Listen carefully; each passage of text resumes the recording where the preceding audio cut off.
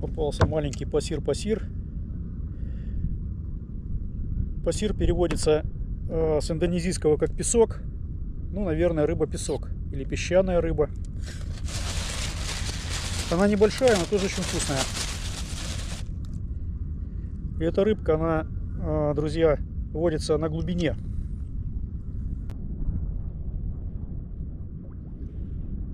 Так. Очередной пассир.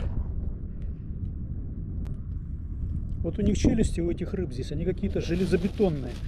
Крючок фиг вытащишь.